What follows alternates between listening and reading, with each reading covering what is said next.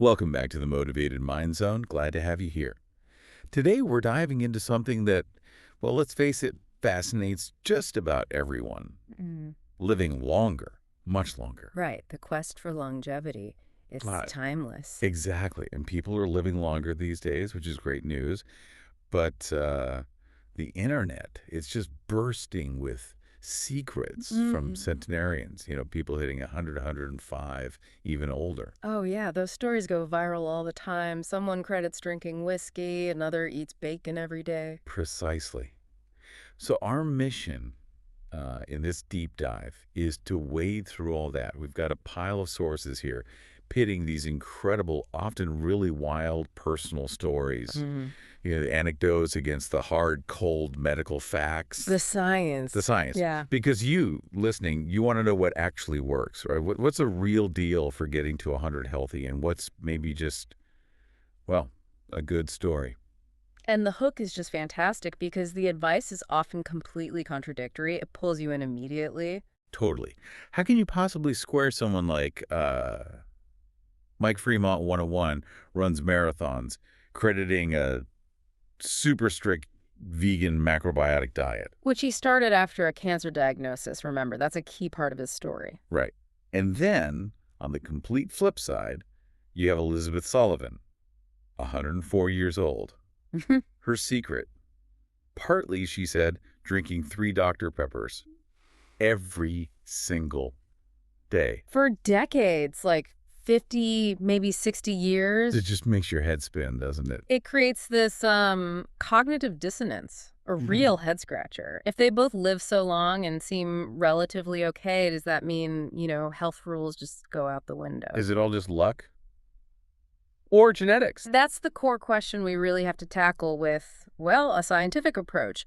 So we've looked at the sources on these specific figures, Fremont Sullivan, Richard Overton, the cigar smoker. Oh, we'll definitely get to him. Yeah. And we're trying to view them through a clinical, kind of critical lens. Which leads us straight to this really crucial concept for today's whole discussion, survivorship bias. Exactly. Survivorship bias. That's the framework we absolutely need to keep in mind. Can you break that down a bit? What does it really mean in this context? Sure. It means we're only hearing from the survivors, the people who made it. We hear Elizabeth Sullivan's amazing, delightful story about her Dr. Pepper habit, but we don't hear from the probably thousands of other people who drank 3 sodas a day for 50 years and, well, they didn't make it to 104. They passed away much younger from diabetes or heart issues, things linked to that kind of intake. So the failures, the ones who followed the same path but didn't survive, they're invisible in the data we see celebrated online. Completely invisible. So the data set we're looking at, these viral stories, it's inherently skewed. Our job today is to kind of fact check this surviving data, figure out which habits might actually be good advice for most people and which are probably just, well, genetic lottery winners beating the odds. Okay, got it. That makes perfect sense. Oh. So let's dive in. First, big area, and it's always a hot topic, diet. We're calling this section 1, the battle of the diets, restriction versus indulgence. And we'll start with Mike Fremont, the 101-year-old macrobiotic marathoner. Right, Mike Fremont. His story is really compelling because it's tied to this major health crisis he overcame. His claim is basically that his incredible physical ability now, running marathons at his age. Which is just amazing in itself. Phenomenal. He attributes it all to switching to this very strict macrobiotic vegan diet. And the story really got legs because of the drama involved, right? He gets diagnosed with cancer at 69. Doctors supposedly tell him he's only got, 3 months to live? That's the story, yeah, 3 months. Then he discovers this book, The Cancer Prevention Diet by Michio Kushi. It's based on Zen Buddhism, 0 animal products. And the anecdote goes, a few months later, he's cancer-free. Yeah. And he gives all the credit to this diet change. It's a powerful narrative, taking control, making a radical change, beating the odds. But clinically speaking, we need to be a little cautious with that story. Okay, why? Well, first, that 3 months to live prognosis. In reality, inside a busy hospital, those kinds of predictions can get, well, fuzzy. It's like a game of telephone sometimes. Ah, okay. So the initial prognosis might not have been quite so definite. It's often hard to say for sure after the fact. A doctor might mention a worst-case scenario. A nurse might phrase it differently. The patient remembers a blend. So, crediting the diet with overriding that specific prognosis is tricky because the prognosis itself might be uncertain. That's a fair point. But okay, even setting aside the cancer cure aspect, you can't argue that the type of diet he follows isn't healthy, right? Lots of whole foods, veggies, complex carbs. Oh, absolutely not. That's the key takeaway that is backed by tons of nutritional science. Eating a diet loaded with plants, fruits, vegetables, nutrient-dense foods, that is incredibly healthy for most people. It promotes longevity. So the components are solid. Very solid. But the warning flag, I think, comes with the rigidity, the insistence sometimes from proponents that this is the only way. That kind of inflexible thinking, Hmm. it can actually backfire. How so? Well, it can lead to an unhealthy relationship with food. Constant restriction, anxiety about eating the wrong thing. We have sources pointing out that extreme diets can negatively impact mental health, even lead to disordered eating if you're not careful. And nutritional deficiencies too, I guess, if it's not well planned. Potentially, yes. True longevity needs harmony. Physical health, weight, your mental state, your food relationship, they all need to be kind of in balance, not in conflict. Okay, so celebrating the good parts, plant-based eating, but cautioning against extreme rigidity. That makes sense. Now, let's swing the pendulum way over. Mm. From restriction with Mike Fremont to, well, indulgence. Elizabeth Sullivan, the Dr. Pepper devotee, 104 years old. Yeah, Elizabeth Sullivan. She's a fantastic example of an outlier, living independently in Fort Worth, I think, since the 1940s. Incredible. And famous for attributing her long life, at least partly, to drinking 3 Dr. Peppers a day for like over half a century. The sheer volume is just Yeah. staggering. 3 cans a day for 50 or 60 years. And her attitude about it. I love this quote she gave. 2 doctors have told me that if I drink it, I will die, but they died first. Huh. You gotta admire the spirit. Totally. And she apparently said her body must just needed the sugar since she'd been drinking it so long. And she took no daily meds. Remarkable, really. Truly remarkable health span for her age, yeah. But, okay, let's put on the science hats. 3 sugary sodas a day. It's a massive amount of refined sugar. How do we even begin to reconcile that with, well, everything we know about healthy eating? We reconcile it using the lens of toxicology, basically. Yeah. And the core idea is the dose makes the poison, or in this case, the dose matters immensely. Okay. We shouldn't automatically villainize one single ingredient, like fructose, in isolation. Fructose in an apple comes packaged with fiber, water, vitamins. That fiber slows down sugar absorption, helps you feel full, moderates the whole insulin response. Right, it's the whole package deal. Exactly. But the sugar in soda, that's a concentrated liquid dose. It hits your system incredibly fast, big energy spike, then often a crash. No fiber, no nutrients to buffer it. So it's not just the sugar type, but the delivery system and lack of fiber that's key? Precisely. And beyond that, you have to consider her total calorie intake, her overall metabolism, her activity level. For her to drink that much soda and stay relatively healthy, well, her genetics must be providing some extraordinary protection. Like bulletproof metabolism genes. Something like that, possibly. And maybe her overall diet, aside from the soda, was decent, or she was active enough to counteract some of it. But for the average person, drinking 3 sugary sodas daily is absolutely not a recipe for longevity. It's more like a blueprint for chronic diseases, diabetes, heart problems, obesity. So she's the perfect example of that survivorship bias we talked about. Textbook example. Her story proves it's possible for someone, somewhere, to survive a high-risk habit for a very long time. It does not prove the habit itself is healthy or good advice for anyone else. She's the exception. The exception that proves the rule, yeah.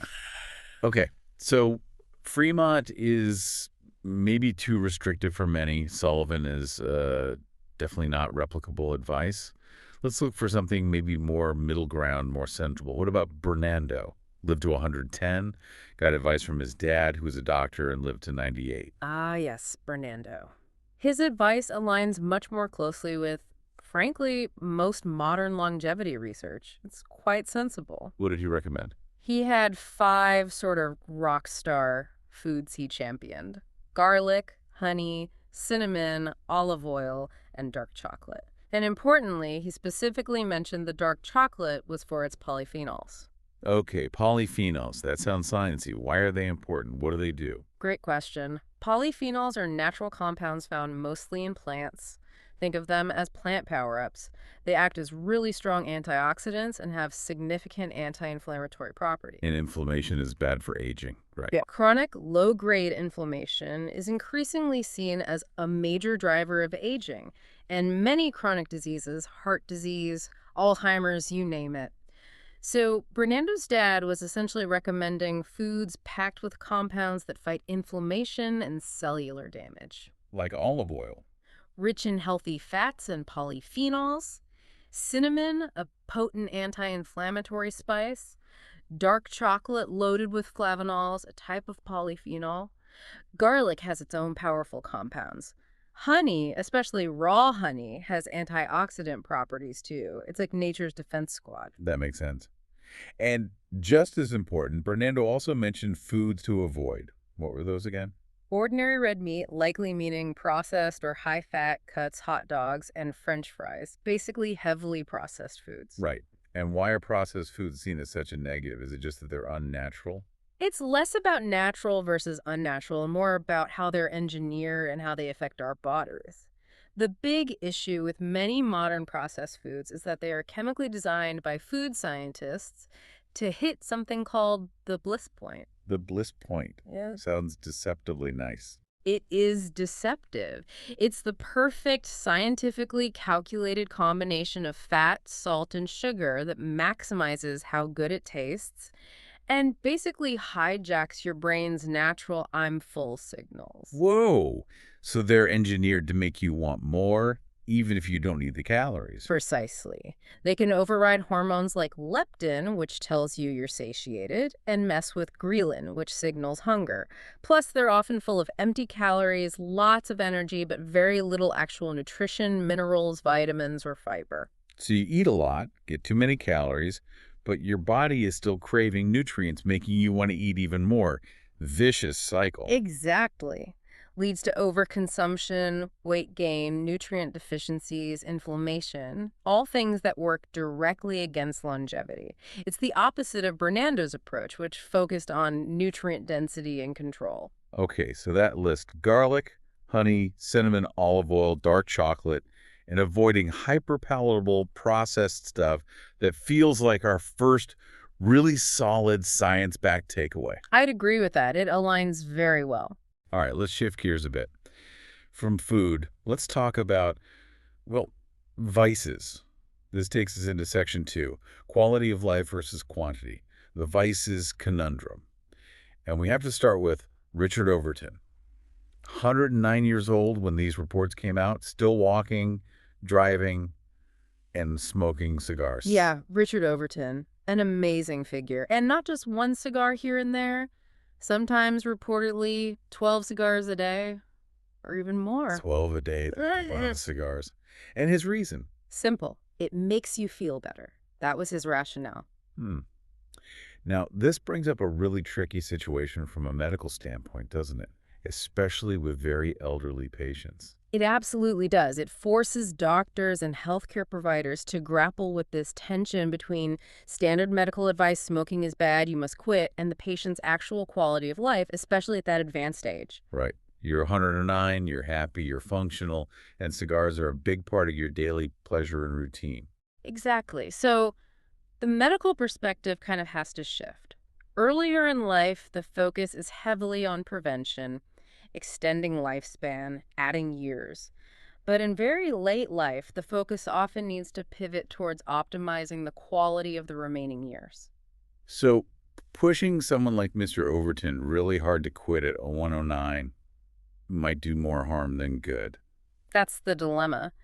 You have an ethical obligation to inform about risks, for sure, but aggressively pushing for cessation, which statistically might not even succeed at that point, could potentially ruin the trust in the doctor-patient relationship. It could cause immense stress for him. It could take away maybe the main source of his daily structure and enjoyment. And the actual number of extra months or years gained by quitting at a 1 or 9 might be minimal anyway.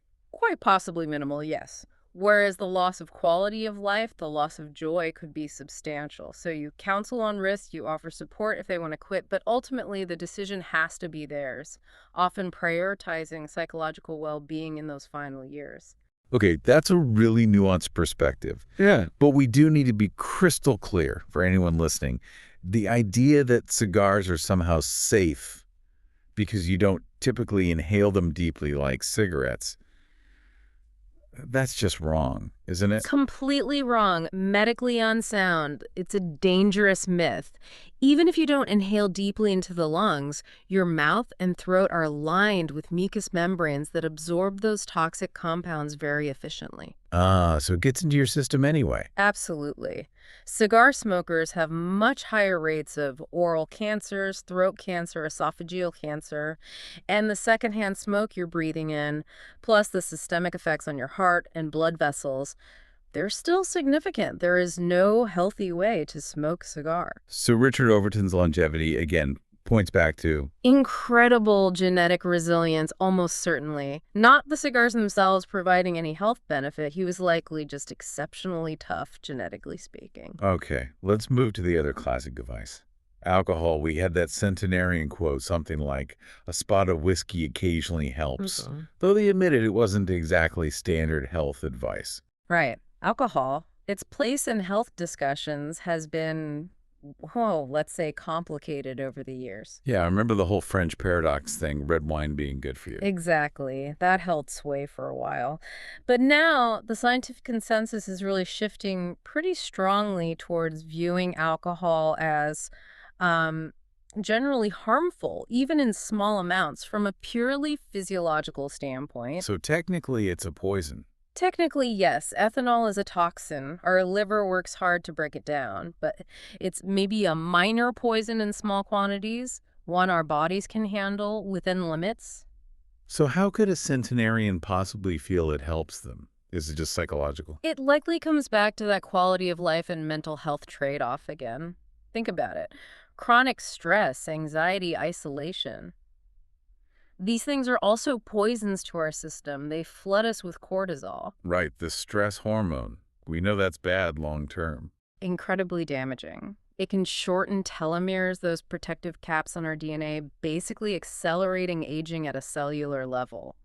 So if a small controlled amount of alcohol helps someone relax, connect socially, shift their focus away from that mental distress. Temporarily lowering the cortisol. Potentially. It could be argued that the temporary reduction in the poison of chronic stress might, for some individuals, outweigh the small physical poison of the alcohol itself. So it's not the whiskey itself providing a health benefit, but maybe the stress reduction it facilitates in that moment. That's a possible interpretation, but it needs huge caveats. We're talking strictly moderate amounts, absolutely no reliance or overuse, and acknowledging the inherent risks. It is absolutely not a recommendation to start drinking for health. Right. If you don't drink, science says don't start for health reasons. Definitely not. And if you do drink, the key is strict control and being aware of the risks versus perceived benefits, which are mostly psychological or social, not physiological. That whole stress angle is massive, though. And it transitions us perfectly into the next section, which feels like where the really actionable advice lies for most of us. Section 3. Lifestyle factors, mental acuity, and social support. Let's start with Louise. 107 years old. What was her famous quote? Louise. She quipped, "I think the secret of 107, I never got married." Always gets a laugh. But digging into our sources, there's actually some profound truth potentially buried in that joke, isn't there? Related to stress. Absolutely. While it's funny, think about the underlying point.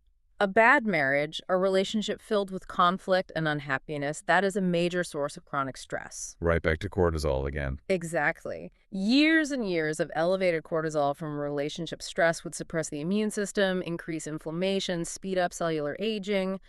So Louise, managing to live alone, maintain her independence, avoid that kind of potentially high-stress dynamic, Yeah. it likely had a real, measurable, positive impact on her biological health. So the secret isn't necessarily avoiding marriage itself, but avoiding toxic, high-stress relationships or living situations. Precisely. It's about minimizing chronic stress, whatever the source. And what were the positive things Louise did do? She wasn't just avoiding stress, right? No, not at all. She was incredibly active and engaged, danced almost daily, played bosh ball competitively, lived independently despite being legally blind and surviving an assault at 103. Wow. Bosh ball. That sounds social. Highly social. And that brings up probably the single most important non-genetic factor for longevity: social support, strong social connections, being part of a community. Why is that so critical? Multiple reasons. It helps buffer stress. You have people to talk to, rely on. It provides emotional support, combats loneliness, which is itself a health risk. And practically, if you have a medical emergency, there's someone likely to check on you, to notice if something's wrong. That social fabric literally helps keep people alive and healthier for longer. Okay, so strong social ties are huge. What about keeping the mind sharp? Let's go back to Bernardo, the 110-year-old. What did he do? Fernando was all about mental stimulation. He was described as a voracious reader. He did crossword puzzles regularly, played checkers. Activities that really engage the brain. Yes, actively engage it. These aren't passive activities. They promote what we call neuroplasticity. Which is the brain's ability to change and adapt. Exactly. To form new connections, reroute pathways, even as we age. Things like reading complex material, solving puzzles, learning new skills, they force your brain to work, to build up what's called cognitive reserve. Cognitive reserve. Yeah. Like a backup capacity for your brain. Sort of, yeah. Think of it like building extra roads in a city. If one road gets blocked due to age-related changes or damage, having plenty of alternative routes allows traffic, your thoughts, to keep flowing. Bernardo was constantly maintaining and expanding his neural network. That makes sense. And what about Anna? She lived to 112. Her advice was simpler: good genes, clean living, and staying active. But she mentioned baking bread. Right. Baking bread or even vigorous housework, things people used to do routinely. That's a great example of integrating activity into daily life. It's physical exertion, yes, but it can also induce a state of mental flow. Flow, like getting lost in an activity. Exactly. That feeling of being fully immersed, time disappears. It's known to be very stress-reducing and mentally satisfying. So her staying active wasn't necessarily about hitting the gym, but about purposeful, consistent movement and engagement in daily tasks. But again, she mentioned good genes Yeah. right up front. She did. And we absolutely have to acknowledge that genetics play a huge role, probably the biggest single factor in reaching these extreme ages. The supercentenarians often have relatives who also lived exceptionally long lives. Very often, yes. It's Right. clear there's a strong genetic predisposition. But, and this is the crucial point for everyone listening, you can't change your genes. Right. You play the hand you're dealt. Exactly. So while we acknowledge the genetic luck involved for many of these individuals, the focus for us has to be on the factors we can control. Diet. Yep. Physical activity. Mental stimulation. Social connections, stress management. Emotional well-being. Those are the levers we can actually pull, regardless of our genetic inheritance. Building a life you're happy and engaged with seems key. Okay. This feels like a good point to really bring in the hard science checks. Yeah. We've heard the stories, the anecdotes, the quirks. Now for section 4, the scientific fact check. Bias, vitamins, and alcohol re-examined. Time to separate the myths from the realities. Absolutely. And let's just reiterate that core lesson one more time. Survivorship bias is coloring almost everything we hear anecdotally. Right. For every cigar-smoking, soda-drinking centenarian, there are countless others who tried the same thing and aren't here to tell the tale. We're seeing the outliers, not the norm, and definitely not the evidence-based path for most people. Okay, let's tackle vitamins first. Because Anna, the 112-year-old, specifically said she took a lot of them, which feeds into that common belief. More vitamins, better health, longer life. It's a very common belief, fueled by a massive supplement industry. But the rigorous scientific evidence, including studies reported on by places like 60 Minutes, which we reviewed, tells a very different story, especially regarding longevity. What did those studies find? They looked at large groups of people over long periods, and the findings were pretty consistent and, frankly, disappointing for advocates of widespread supplementation. People taking common supplements like vitamin E, Okay. or vitamin A, vitamin C, even calcium. They did not live any longer or have lower overall mortality rates than people taking a placebo. Wait, not just a small benefit, but no difference in lifespan. For the general population without a specific diagnosed deficiency, these large studies found no measurable impact on how long people lived. Wow. So all those pills Anna took. May have provided a psychological boost, a feeling she was doing something healthy. The placebo effect can be powerful. But based on the large-scale evidence, the vitamins themselves likely didn't contribute to her reaching 112. So unless you have a diagnosed deficiency, getting nutrients from food is the way to go. Overwhelmingly, yes. Whole foods provide vitamins and minerals in combination with fiber, polyphenols, and other beneficial compounds that work together synergistically. Supplements generally don't replicate that complexity. Okay, that's a huge takeaway. Now let's circle back to alcohol, because this one is maybe the trickiest. We mentioned the potential stress trade-off, but there was also that older research suggesting moderate drinking was actually good for you. Ah, yes, the moderate drinking myth. This is a classic case study in how preliminary or flawed research can become widely accepted public knowledge and why critical evaluation is so important. So what did those initial studies claim? They often showed that people who drank moderately, maybe up to 1 or 2 drinks a day, seemed to have a lower risk of death, maybe 10–15% lower, compared to people who didn't drink at all. And the headlines basically wrote themselves, right? Glass of wine, good for your heart. Exactly, it was everywhere. But that finding has been thoroughly debunked. The problem was with how those early studies were designed. They suffered from major confounding factors. Confounding factors, meaning other things that were influencing the results, besides the alcohol. Precisely. The big issue was, who were the non-drinkers in those studies? They weren't just healthy people choosing abstinence.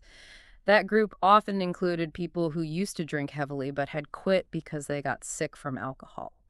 So people with existing health problems caused by alcohol were being counted as non-drinkers. Yes, or people with other serious health conditions, maybe severe heart disease, liver problems that made them too sick to drink. So the non-drinker group was artificially weighted with people who were already unwell for reasons unrelated to not drinking currently. Okay, I see. And the moderate drinkers. They tended to be, on average, healthier to begin with, Huh. often more affluent, more socially active, better access to health care, generally people healthy enough to be out socializing and having a drink. So the studies were comparing healthier people, moderate drinkers, to sicker people, the mixed non-drinker group, and wrongly concluding the alcohol was protective. That's exactly what happened. Once researchers went back and properly controlled for these factors, comparing moderate drinkers only to lifelong abstainers who were also healthy, that supposed protective effect of moderate drinking completely disappeared. Wow, so it was an illusion created by flawed study design. A classic example. The lower mortality was linked to the pre-existing health and socioeconomic status of the moderate drinkers, not the alcohol itself. Which brings us to another crucial bias we need to understand here, publication bias. Publication bias, what's that? It's also called positive result bias. It's the tendency for research studies that find a positive, exciting, or breakthrough result, like moderate drinking is good for you, Yeah. to be much more likely to get published in prominent journals and picked up by the news media. Compared to studies that find nothing or that something doesn't work. Exactly. Studies with negative results showing something doesn't have an effect or refuting a previous finding are often seen as less exciting, harder to publish, get less attention, even though those negative results are just as scientifically important. So we end up hearing much more about the potentially flawed positive findings than the rigorous corrections or null findings later on. Precisely. It skews public perception because the exciting news gets amplified while the more boring but often more accurate debunking gets buried. Okay, this has been incredibly illuminating. Taking apart the anecdotes, understanding the biases. So let's try to pull it all together now. What are the real common threads among these long-lived people that the science actually supports? If we filter out the noise, the sodas, the cigars, the extreme diets, there are definitely some powerful common denominators that align with good science. And critically, we need to focus on the ones you, the listener, can actually influence. Right. So boiling it all down from this deep dive, what's the actionable blueprint look like? Seems like four main pillars. I think that's a good way to frame it. First, the foundation, which we can't control but have to acknowledge. Good genetics. It's undeniably a huge factor for many supercentenarians, giving them resilience. Okay, pillar one, genetics, uncontrollable. The Pillar two, first controllable one. Active lifestyle and mental acuity. Keep moving, keep challenging your brain. Like Bernanda reading, Louise dancing, building that physical and cognitive reserve. makes sense. Pillar three, The second controllable. Strong social connections and low stress.